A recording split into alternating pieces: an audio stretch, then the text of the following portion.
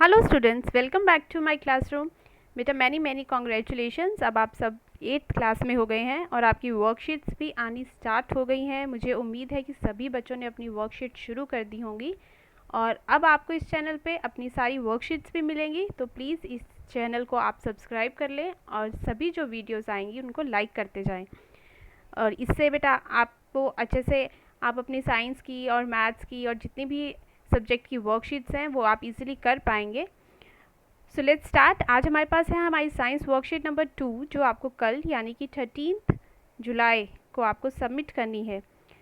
सो बेटा हमेशा की तरह वर्कशीट शुरू करने से पहले अपना सब्जेक्ट, अपनी वर्कशीट नंबर, डेट, अपना नेम और अपनी क्लास टीचर का नेम ज़रूर मेंशन करें।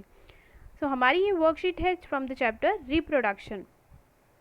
तो आपने आपके इस क्लास में जो आपका चैप्टर है रिप्रोडक्शन, हम उसमें से ये वर्कशीट आई है और अब हम इसको स्टार्ट करते हैं। Hello children, do you remember the characteristics of living beings which make them different from non living things.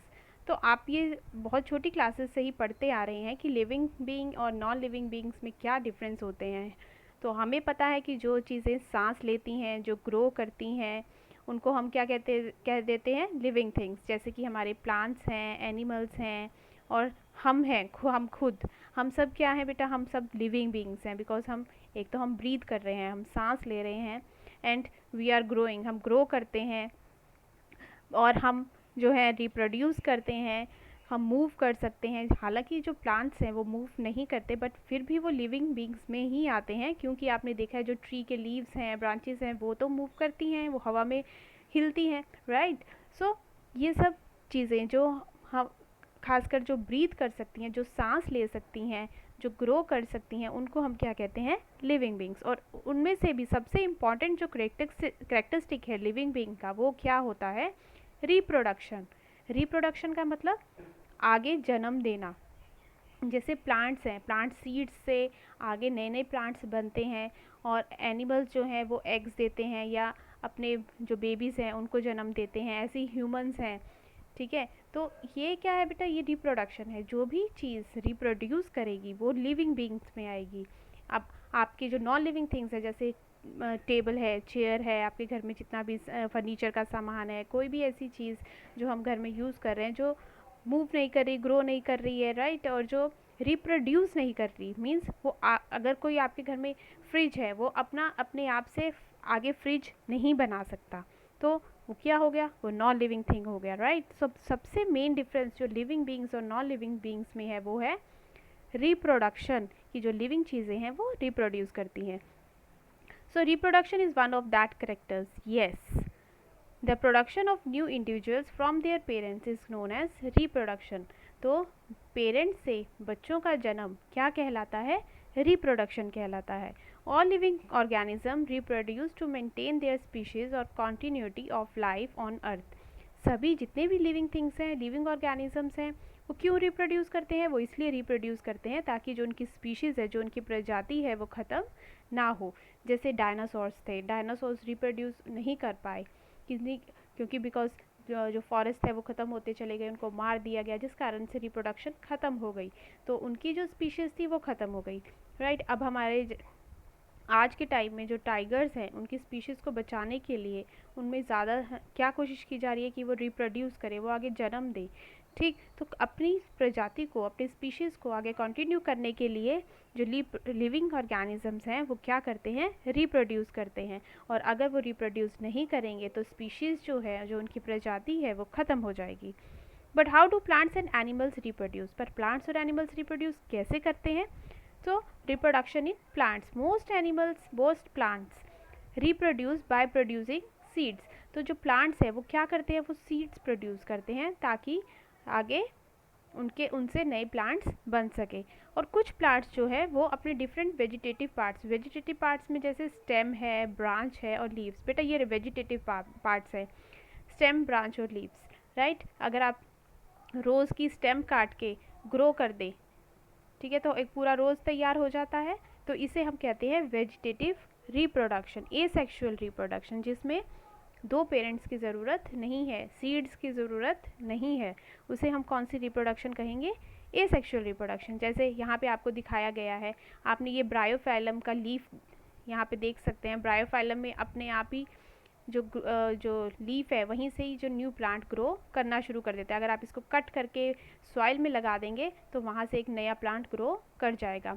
Potatoes में आपने देखा होगा पोटैटो की जो आई होती है, अगर हम उसको कट करके मिट्टी में लगा देंगे तो वहाँ से नया पोटैटो प्लांट लग जाएगा, राइट।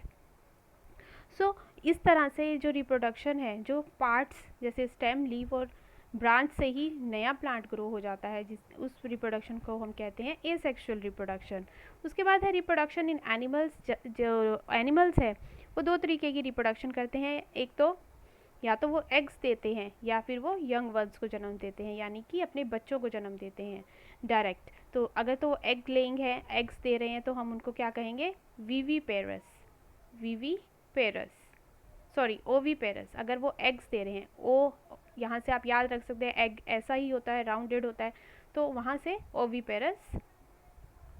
और अगर वो यंग वंस को जन्म दे रहे हैं तब हम उन्हें क्या कहेंगे, विविपेरस, राइट। जैसे मंकीज़ हैं, मंकीज़ जो हैं वो अपने बेबी को जन्म देते हैं, तो क्या है वो, विविपेरस। हम भी क्या है, हम भी विविपेरस हैं।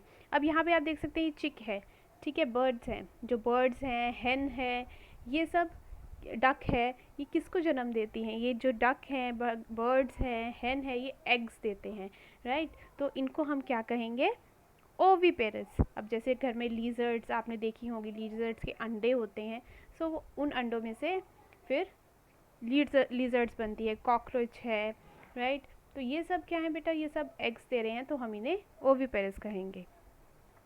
नाउ क्वेश्चन इज नेम सब एग लेइंग एनिमल्स, कि हमने कुछ एग लेइंग एनिमल्स के यहाँ पर नेम बताने हैं। तो एग लेइंग एनिमल्स में आप कोई भी एनिमल्स लिख सकते हैं। फॉर एग्जांपल आप यहाँ पे बर्ड्स में से कोई भी लिख सकते हैं, जैसे पैरट है वो लिख सकते हैं, हेन लिख सकते हैं, और क्रोकोडाइल लिख सकते हैं, राइट, लीजर्ड लिख सकते हैं, स्नेक्स भी एग्स देते हैं। तो इनमें से कोई भी एनिमल्स आप यहाँ पर लिख सकते हैं। उसके बाद है name two animals which give birth to their young ones. तो यंग वंस को जो जन्म देते हैं, जैसे काऊ है बेटा, काऊ, बफलो, गोट, ये सब क्या है, ये यंग वंस को जन्म दे रहे हैं। तो काऊ, बफलो, गोट, राइट, मंकीज, तो ये सब क्या है, विविपेरस, राइट, ये अपने यंग वंस को जन्म देते हैं। तो कोई भी दो एनिमल्स आप यहाँ से लिख सकते हैं। Next is what is reproduction, why is it necessary. तो अभी हमने ऊपर डेफिनेशन की कि रिप्रोडक्शन क्यों ज़रूरी है और क्या है रिप्रोडक्शन। तो आप यहाँ से लिखेंगे the reproduction of new individual from their parents is known as reproduction, and all living things reproduce to maintain their species और continuity of life on earth. तो ये आपका थर्ड क्वेश्चन का पूरा आंसर है। ये बहुत इंपॉर्टेंट क्वेश्चन है बेटा, इसको अच्छे से करिएगा। ये क्वेश्चन जो है वो पेपर में ज़रूर आता है। सो आई होप आपको ये वर्कशीट अच्छे से समझ आई होगी।